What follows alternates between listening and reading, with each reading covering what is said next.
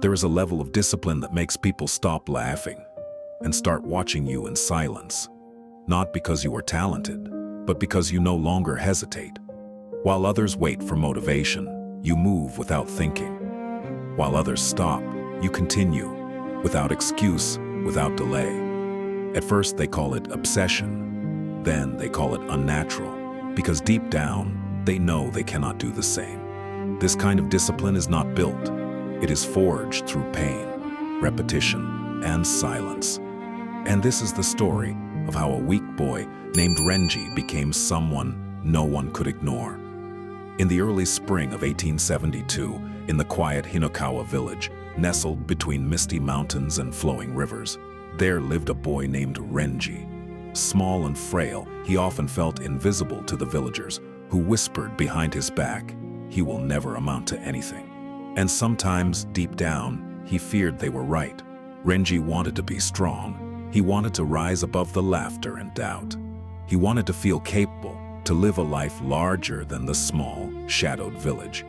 But every attempt left him exhausted, ashamed, and certain that he had failed. Beyond the village, perched on the side of a steep mountain, was Seishin-ji Temple, a place where monks trained with relentless intensity. Their discipline was legendary. The temple grounds were framed by bamboo groves, stone lanterns, and the faint scent of incense that lingered in the morning air. Renji would often watch the students from afar, captivated by their precise movements, the quiet of their meditation, and the unwavering strength in their bodies. To reach the temple, Renji had to walk 15 minutes along narrow mountain paths, weaving between rocks, roots, and underbrush. By the time he arrived, his legs burned, his chest heaved, and sweat soaked his shirt. He was not strong, and the mountain itself seemed to test him. Yet still he came, day after day, drawn by a force he could not yet name. He spent hours observing the students practicing Kihon, the basic movements repeated endlessly. He watched them swing wooden swords in suburi drills, sit in zazen meditation, and move in perfect rhythm through tachiwaza standing drills. Every evening, he returned home and attempted the same exercises alone. His movements were clumsy, his breath uneven, but something about the temple, about the discipline he could only watch from afar, called to him. Every morning, long before the first light touched the rice fields of Hinokawa Village, Renji would begin his walk to Seishin-ji Temple. The path wound through thick bamboo forests, over rocky slopes, and past small shrines with weathered stone statues of foxes and guardian spirits. Each step was a test of his frail body. His legs trembled, his chest burned, and sometimes he stumbled on the uneven ground. By the time he reached the temple, he was already exhausted, but he did not stop. From a hidden spot behind a grove of cherry trees, he would watch the monks and students train. Their movements were precise, almost musical, a rhythm of strength and discipline he had never felt in his own body. They swung their bokken in suburi drills, their stances rooted in tachiwaza, their eyes calm yet unyielding during zazen. Every motion seemed effortless, yet it was clear it had been forged through years of relentless repetition. Renji's heart would pound as he observed. Every punch, every stance, every controlled breath called to something deep inside him, a yearning to be more than the weak boy who had always been overlooked. He began mimicking what he saw, practicing the movements alone among the rocks and bamboo. His swings were clumsy, his stances shaky, and his breathing uneven. But he persisted. The faint scent of incense from the temple drifted to him, mingling with the earthy smell of moss and morning dew, and it felt like a promise that he could grow stronger if he only kept trying. Yet, not all encouragement came from the serene silence of the mountains. Among the students, there was someone Renji knew from his childhood, his friend Hiroshi, who had joined the temple training long before Renji had even dared to dream of it. Hiroshi was skilled, confident, and disciplined, a top student admired by the monks. When Renji once mentioned his desire to train, Hiroshi had laughed and said, "Renji, you are too weak. The master does not accept the lazy. You'll never keep up. The words stung, but they did not extinguish Renji's determination. Every time he returned home, he would repeat the movements he had seen, practice the kata, swing an imaginary bokken, and sit in quiet meditation. Alone, unobserved, he trained in the shadows of the mountains.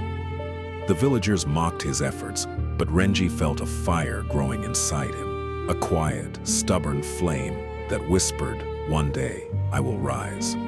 The more he watched, the more obsessed he became. Seishin-ji Temple was no longer just a place of others' strength. It was a vision of what he could be. And every day, as he walked back down the mountain, muscles aching, lungs burning, Renji carried that vision with him like a secret treasure, a promise to himself that he would not remain the boy everyone expected him to be. Renji's obsession did not go unnoticed. Word traveled quickly through Hinokawa Village, and whispers followed him along the mountain paths. Why does he waste his time? The villagers would ask. He will never become strong. Their words were sharp, like the edges of a bamboo sword. Hiroshi, his childhood friend and one of the top students at Seishin-ji Temple, became the first true obstacle. When Renji confessed his desire to join the training, Hiroshi laughed openly. "Renji," he said, arms crossed, eyes cold. "The master does not accept boys who cannot even walk up the mountain without collapsing. You are weak. You are lazy. Do you think you can endure a single day of what awaits inside Seishin-ji?" The laughter stung, yet something inside Renji refused to break. He turned away, cheeks burning, but in his heart, a seed of determination took root. If Hiroshi believed he could not do it, then Renji would prove him wrong, not for glory, not for recognition, but for himself. Every day, he returned home and trained alone. The wooden sword he carved from an old cedar branch became his constant companion. He practiced the swings he had seen the monks perform, suburi drills against the morning breeze, kata repetitions in the quiet of his small room, zazen meditation beneath the falling sakura petals. The movements were imperfect, clumsy and exhausting, yet he kept going, sometimes until his hands bled, sometimes until his knees shook. The villagers continued their criticism. Some called him foolish, some said he had no future, yet Renji began to understand a secret. Their voices had power only if he allowed them to. Their doubt was noise. What mattered was the discipline he built for himself in those long, lonely hours. Even Hiroshi began to notice. When they crossed paths along the mountain trail, the top student would shake his head with a mix of disbelief and derision. "Why do you even try?" he would ask, but Renji had learned to smile quietly, keeping his secret fire burning every step he took. Every swing of his wooden sword, every moment of solitary practice was a quiet rebellion against doubt, against weakness itself. And so, the stage was set. The mountain, the temple, the training, all were waiting. But before Renji could truly step into the world of Seishin-ji, fate had to intervene in the form of a chance meeting. One misty morning, as Renji crested the final slope of the mountain path, sweat soaking his shirt, lungs burning from the climb, he noticed a figure standing near the temple gate. The master of Seishin-ji Temple, a tall, austere monk known only as Master Haruto, watched the students move through their drills with an unyielding eye. His presence commanded silence and attention. Renji froze, thinking he would remain invisible as always. But to his surprise, Master Haruto's gaze found him. Step by step, Renji approached, unsure why the master's eyes were on him. The students continued their drills behind him, swinging bokken, performing tachiwaza, and practicing zazen, unaware of the moment unfolding at the temple entrance. "Boy," Master Haruto said, voice low and steady, yet carrying over the sound of the bamboo wind. "I have seen you watching. Every day you come here, yet you never join. Why?" Renji swallowed hard, heart pounding. I want to train, Master," he said, voice barely above a whisper. "I want to be strong. I will try, even if I'm weak." Master Haruto's eyes narrowed, measuring him, seeing beyond the boy's exhaustion and clumsy movements. Then, unexpectedly, a faint smile touched the corner of his lips. Weakness is not a barrier. Laziness is. You walk these paths, climb these slopes, yet your spirit returns each day. That is the beginning of discipline. And just like that, Renji received the first true acknowledgement of his potential. Master Haruto stepped closer. "Come tomorrow at sunrise. You will train with us. But know this, discipline is not mercy. Pain, failure, and exhaustion are part of the path. Only those who endure will rise." Renji nodded, a mixture of fear and excitement surging through him. For the first time, he felt seen, not mocked, not dismissed, but recognized. That day, as the fog lifted from the mountains and the distant chime of the temple bell echoed through the valley, Renji walked home with a renewed resolve. The path ahead would be grueling. His body was weak, his skills unformed. Yet now he had an invitation, a doorway into a world he had only watched from afar, a world that could transform him if he survived the first trials. And so began the first true day of Renji's journey at Seishin-ji Temple, where every step, every swing, and every moment of exhaustion would test the boy's determination and begin forging on the boy he was meant to become. The next morning, Renji arrived at Seishin-ji Temple before sunrise. The mist clung to the bamboo groves, dew soaking his worn sandals, and the faint scent of incense drifted on the cool air. His legs ached from the 15-minute climb, but his heart raced with anticipation. Master Haruto greeted him with a calm, unreadable expression.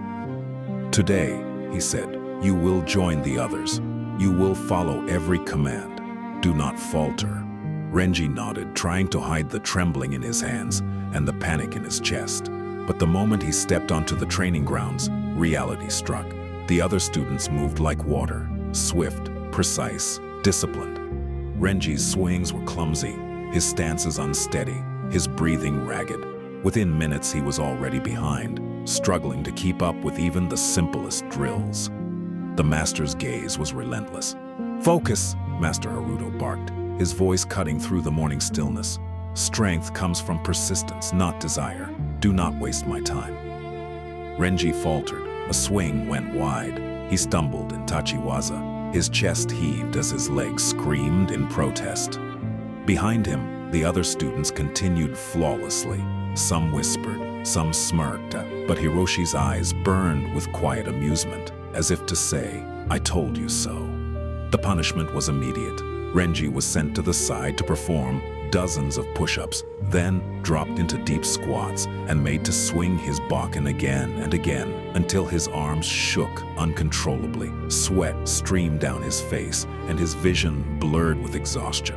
He felt a deep shame, a pang of failure unlike anything he had known. Yet something inside him refused to break. Between the pain and the humiliation, a small voice whispered, "Keep going. This is your path." Every push-up, every swing, every moment of trembling, he repeated silently to himself, "I will not give up." When the training ended, Renji could barely stand.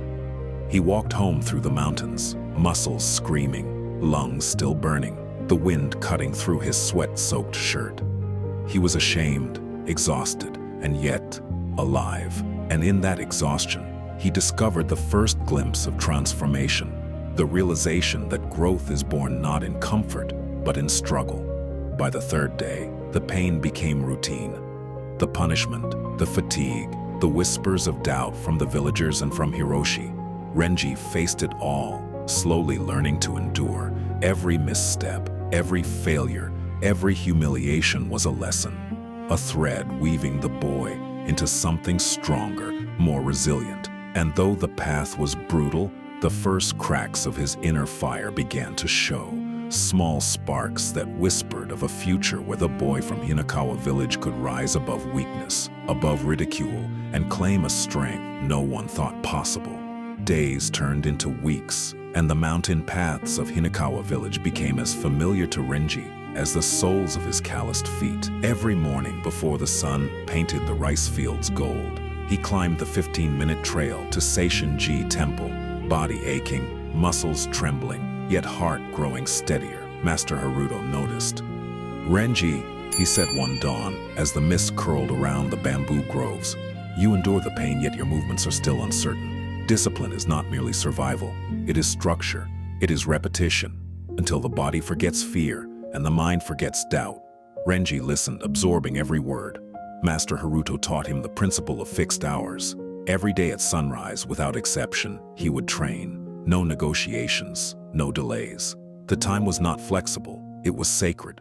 The boy who had once been weak and lazy now rose before the others, feeling the cold wind bite his skin, feeling the weight of exhaustion, yet stepping forward without hesitation. The master also introduced the system of incremental growth. Renji's training was broken into cycles. Suburi swings, Tachiwaza stances, Zazen meditation, and endurance drills. Every movement was deliberate, repeated countless times until the body began to remember what the mind could not yet comprehend. Failure was not punished, it was analyzed. Each mistake became a lesson, each repetition a building block. Renji began to notice small victories. By the third week, he could maintain a stance longer without shaking. His bokken swung straighter, his strikes more precise. The 15-minute climb that had once left him breathless now felt like a warm-up, and with every drop of sweat, every pang of exhaustion, his inner voice grew stronger. "I am capable, I can endure, I can rise." Even Hiroshi's smirk began to fade. The top student noticed the change in Renji, the quiet, steady fire that no ridicule could extinguish, and though the villagers continued their whispers, the laughter no longer reached him. The boy who had been mocked, the boy who had stumbled, was learning to transform pain into discipline. The turning point was not a single moment. It was a system, a ritual, a practice that demanded repetition, embraced discomfort, and removed choice. Every day became automatic. The walk, the drills, the meditation. Renji no longer questioned whether he could do it.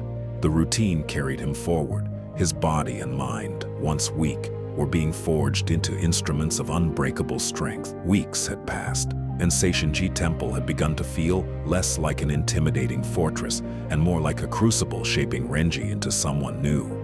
The 15-minute climb no longer left him breathless. His bokken moved with precision. His stances held longer, and his body, once fragile and trembling, was becoming strong, responsive, disciplined. One quiet evening, after the other students had left and the lanterns cast long shadows across the wooden floors of the training hall, Renji caught sight of himself in the polished surface of a small bronze mirror. He leaned closer, brushing his hand over his cheek, tracing the sharp line of his jaw, the intensity in his eyes. His reflection no longer looked like the boy who had stumbled up the mountain, gasping for air, weak and unsure. A strange wave of emotion washed over him. He remembered the laughter, the discouragement, the long, lonely hours of solitary training, and for the first time, he smiled, a small, quiet smile, born of pride, relief, and disbelief. The mirror reflected not just a stronger body, but a heart that had endured, a mind that had learned to persist, and a spirit that refused to surrender. The progress he had made was now visible, tangible, and it fueled him to push further. Even Hiroshi, once the top student, began to notice the change. Where Renji had been behind, now he was keeping pace. Where he had once stumbled, now he moved with fluidity and intent. The villagers' whispers faded into the background, replaced by Renji's steady heartbeat and the rhythm of his own determination.